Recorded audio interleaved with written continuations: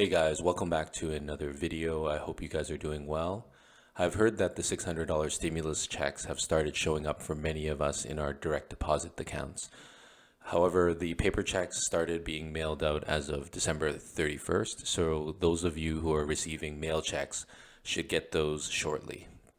Yesterday, Congress did not pass the $2,000 stimulus check upgrade from the $600 amount. The increased proposal is dead for now, but I suspect that it will be brought up again in the coming months. You've seen a lot of pressure from Democrats, especially Bernie Sanders. He's been in the public eye quite a lot, pushing the $2,000 check amount.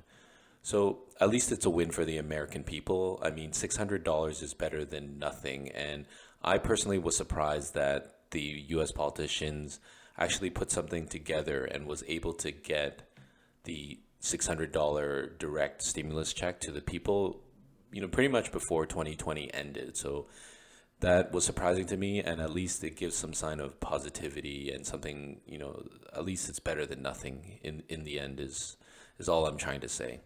Also in the news yesterday, the NDA Defense Act spending, which was vetoed by Trump, was also rejected. The Senate overridden Trump's veto in a huge landslide, and it was the first time that Congress had overridden, a previous Trump veto. So the next Senate session is scheduled for Sunday, January 3rd. It's pretty odd that it's starting pretty quickly. But it's good that it's starting 2021 off on the right foot. So there's a few videos from Fox and CNN I'd like to review, and we can react to quickly. And Trump's veto of the National Defense Authorization Act. The final vote tally, 81-13. It is the first time Congress has ever overridden one of President Trump's vetoes. We will keep an eye on this to see if the president responds. Yeah, so as they mentioned, 81-13, it's a huge landslide, and it's the first time Trump's veto was overridden.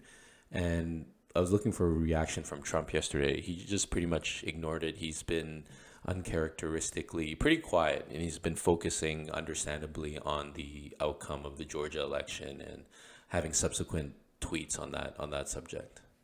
So yeah, I was looking for some type of reaction from him a few hours ago on his Twitter, but there wasn't really. He's just referring to the January 6th date, and also talking about Section 230 in the defense bill, about the issues around big tech, but nothing really regarding this veto. But of course, Nancy Pelosi and Bernie used it. It was one of their main tweets.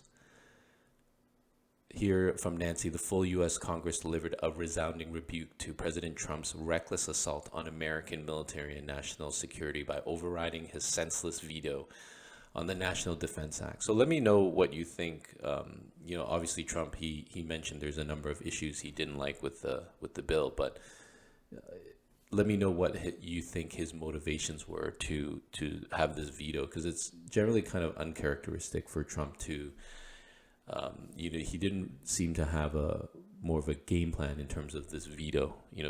He did it and it was quickly overridden, unless his end game was to just cause more chaos before January 20th, when he's supposedly to leave the White House. Let's look at Bernie's Twitter.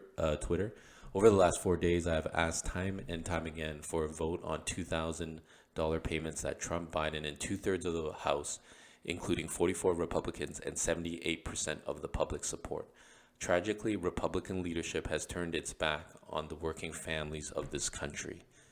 So you have Bernie. He's been pushing hard for the last few days to push this $2,000 bill for the checks and having this vote. So I suspect this won't go away in the next few months. Maybe it'll be overturned again. But as of right now, it's dead for now. So let's look at the CNN reaction to it.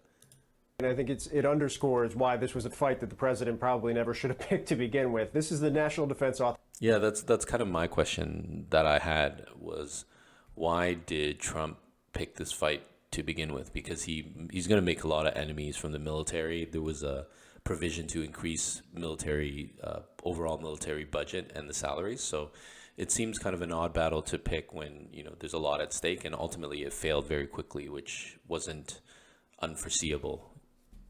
Authorization Act. It is essentially the central defense policy bill as outlined by legislators. And for the last 60 years, it has been passed by Congress with usually pretty wide bipartisan margins.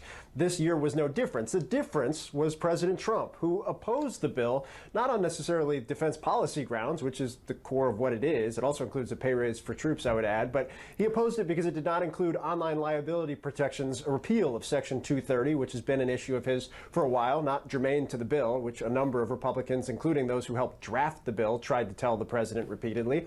Yeah, so have you seen in his Twitter, he highlighted this 230 provision around technology. So, this is a point, but I'd be curious to hear you guys' thoughts on this.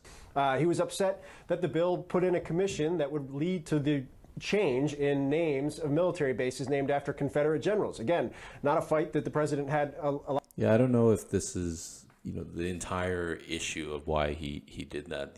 This could be just something CNN is nitpicking on the bill itself. I'm sure there's other like more strategic issue that Trump had, or what his mindset was.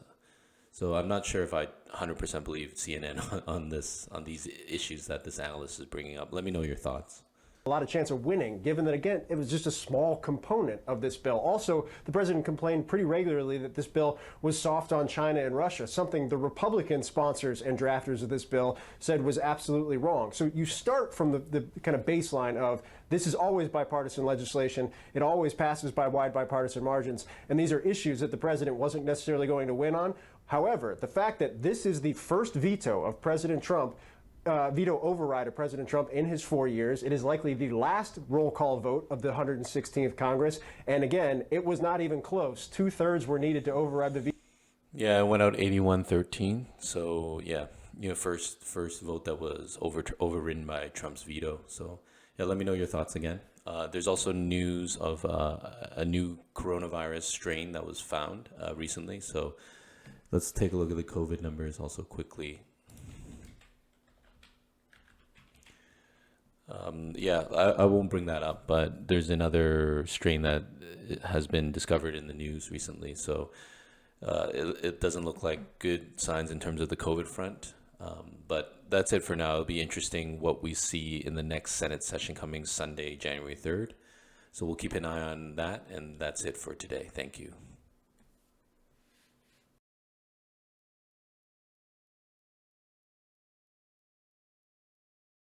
So that's it for the video. Thank you so much for watching and visiting the channel. Please subscribe and like the video. And if you could do me a huge favor and let your family and friends know about the channel, that